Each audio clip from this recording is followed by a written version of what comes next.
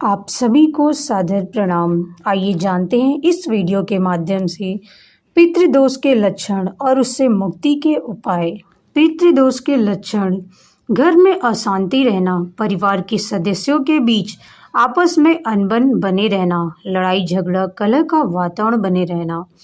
जहाँ पितृदोष होता है वहाँ घर के बच्चे बड़े गलत रास्ते पर चलते हैं, नशा आदि गंदी आदतों के शिकार होते हैं।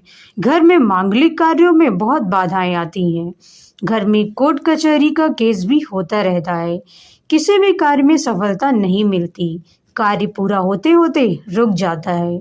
कोई न कोई आए दिन घर में बीमार रहता है। घर में पैसों का अभाव बना रहता है। ऐसे बहुत संकेत हैं जो ये बताते हैं कि कुंडली में पितृदोष है।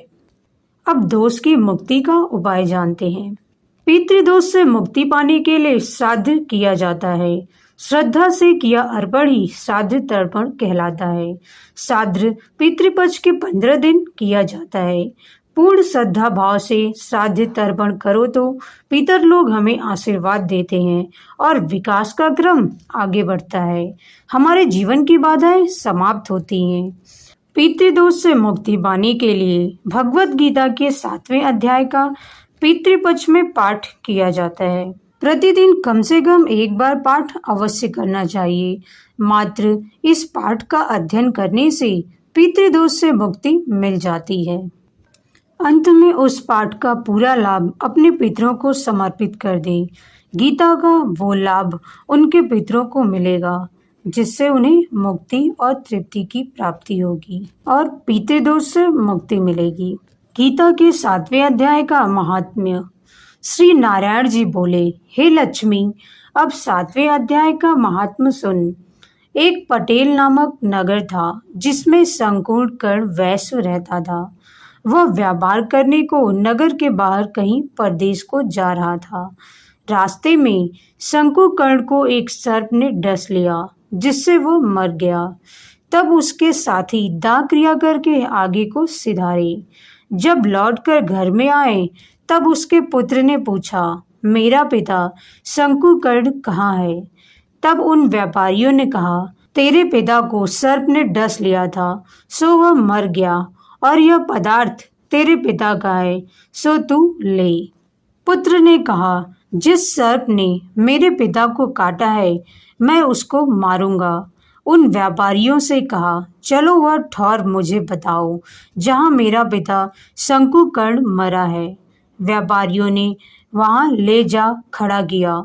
देखा तो वहां एक वामी है जिसे वही कुदीले से खोदने लगा। जब छेद बड़ा हुआ तो वहां से एक सर्प निकला। सर्प बोला, तू कौन है? मेरा घर क्यों खोदता है? उस बालक ने कहा, मैं शंकुकर्ण का पुत्र हूँ। जिस सर्प ने मेरे पिता को मारा है मैं उसको मारूंगा। तब सर्प ने कहा, हे पुत्र, मैं तेरा पिता हूँ। तू मुझे इस अधम देह से छुड़ा और मुझे मत मार। यह मेरा पूर्व जन्म का कर्म सो मैंने भोगा। तब पुत्र ने कहा, हे पिता, कोई यत्न बताओ जिससे तुम्हारा उद्धार हो। तब उस सर्प ने कहा, हे पुत्र, किसी गीता पाठी ब्राह्मण को घर में भोजन कराओ और उसकी सेवा करो तो उसके आशीर्वाद से मेरा कल्याण होगा। तब उस बालक ने अपने घर पर उस नगर में जितने गीता का पाठ करने वाले थे उन सबको बुलाकर श्री गीता जी के 7वें अध्याय का पाठ कराया और उसको भोजन करवाया। तब उन ब्राह्मणों ने आशीर्वाद दिया। तब तत्काल वह अधम देह से छूटकर देव देही पाकर विमान पर चढ़कर आकाश मार्ग को जाता हुआ अपने पुत्र को धन्य धन्य कहता हुआ बैकुंठ धाम को प्राप्त हुआ। आइए अब गीता के 7वें अध्याय का पाठ करते हैं। श्री कृष्ण भगवान बोले, हे पार्थ, मुझ में मन लगा करके मेरे ही आश्रय होकर योगाभ्यास करते हुए मेरे स्वरूप का संशय रहित पूर्ण ज्ञान होगा। सो सुनो, वह पूर्ण ज्ञान मैं तुम्हें सुनाता हूँ जिसके जानने से तुमको इस लोक में और कुछ जानना शेष न रहेगा। सहस्त्रों मनुष्यों में से कोई एक सिद्धि प्राप्ति के लिए यत्न करता है। उस यत्न करने वाले सिद्धों में से भी कोई ही मुझे ठीक जान पाता है।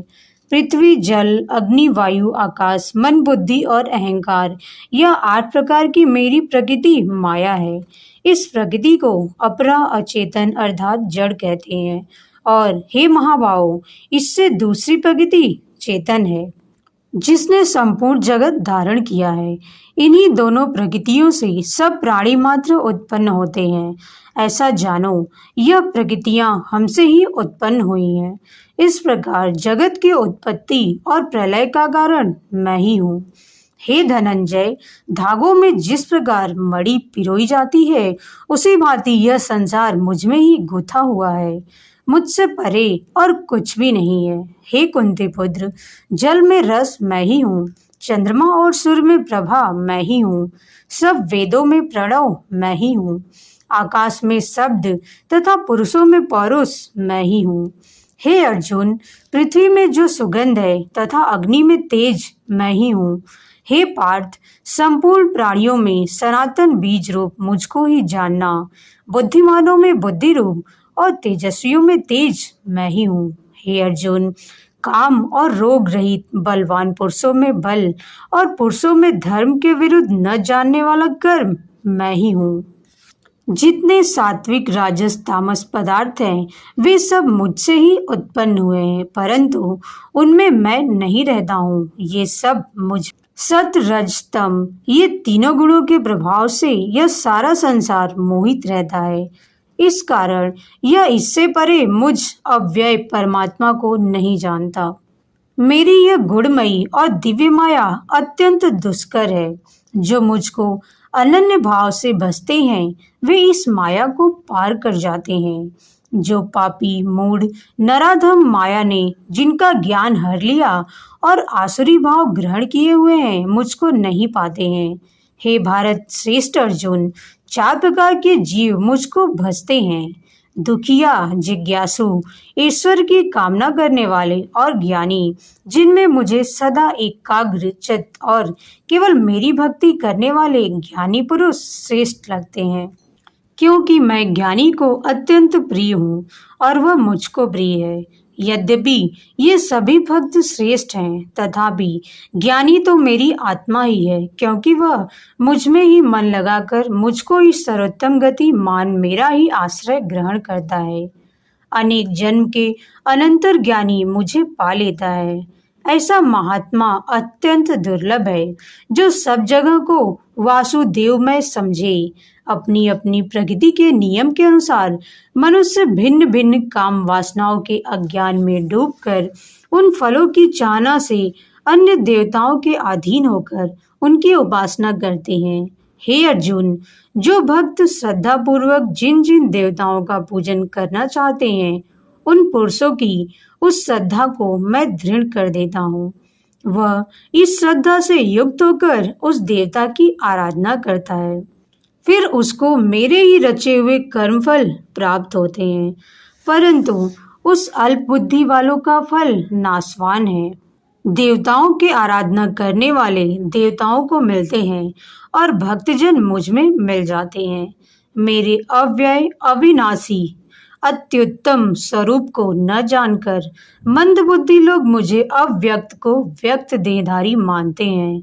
मैं योग माया से आच्छादित होने के कारण सबको नहीं दिखता हूँ। उसी से मूढ़ लोग अनादि तथा अविनाशी मुझको नहीं जानते। हे अर्जुन, मैं भूत, भविष्य और वर्तमान के सब प्राणियों को जानता हूँ, पर मुझे कोई भी नहीं जानता। हे भारत, हे परंतप, इच्छा और द्वेष से उत्पन्न होने वाले सुख दुख आदि द्वंद्वों के मोह से जगत के सभी प्राणी भ्रम में फंस जाते हैं। जिन पुण्य आत्माओं के पाप नष्ट हो गए हैं, वह पुरुष द्वंद्व के मोह से छूटकर दृढ़ निश्चय करके मेरी भक्ति करते हैं। जो मेरा आश्रय लेकर जन्म मरण के दुख दूर करने के अर्थ प्रयत्न करते, वे पुरुष ब्रह्म, आत्मज्ञान और संपूर्ण ज्ञान को जानते हैं। जो अधिभूत, अधिदेव और अधियज्ञ इन सब में व्यापक मुझे जान पाते हैं, वे समाधिष्ठ पुरुष मरण काल में मुझको जानते हैं। जय श्री कृष्ण। धन्यवाद। वीडियो को लाइक, शेयर और सब्सक्राइब करना बिल्कुल ना भूलें।